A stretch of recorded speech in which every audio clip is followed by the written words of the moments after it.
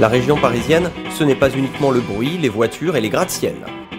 À certains endroits, comme ici, à Rueil-Malmaison, c'est un golf qui est sorti du bitume pour offrir aux populations non seulement une nouvelle activité, mais aussi et surtout un espace vert apaisant au cœur de l'urbanisme.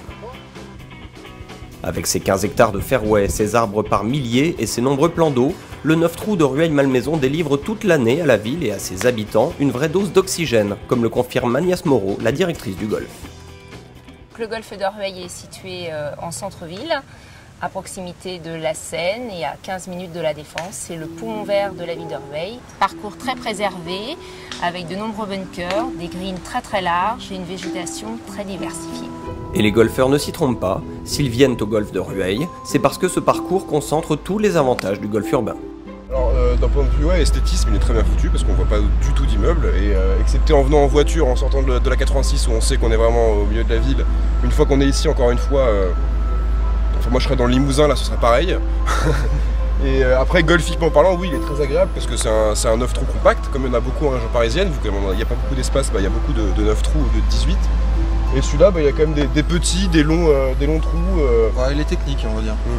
Il est assez agréable. Très bien entretenu. On a tout type de verdure qu'on peut rencontrer au golf. Là, à la fois des points d'eau, des arbres, des buts. Il est très complet. Sans oublier ce somptueux practice sur 3 niveaux, unique en France. Ce parc, qui se fond aussi bien dans l'urbanisme, on le doit en partie à cet homme, Robert Berthet, l'architecte du golfe de Rueil. Pour moi, le golf est un outil au service de l'urbanisme, avant tout. Quand je dessine un golf, je suis plus avec ma casquette d'architecte, avec ma casquette de professionnel de golf. Ça va de soi. C'est-à-dire que j'estime que nous ne pouvons pas faire aujourd'hui des golfs sans tenir compte de l'environnement, de la population qui habite là, etc.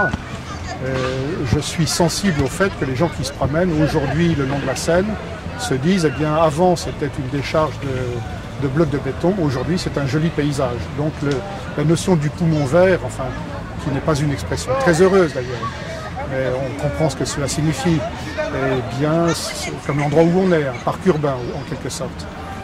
Enfin, quand on sait que le golfe de Rueil a été construit sur une ancienne décharge, comme ceux de Rosny-sous-Bois ou de Saint-Quentin en Yvelines, pour ne citer qu'eux, on se dit qu'un golfe dans une ville est décidément une bonne nouvelle pour ses habitants et pour tout l'environnement.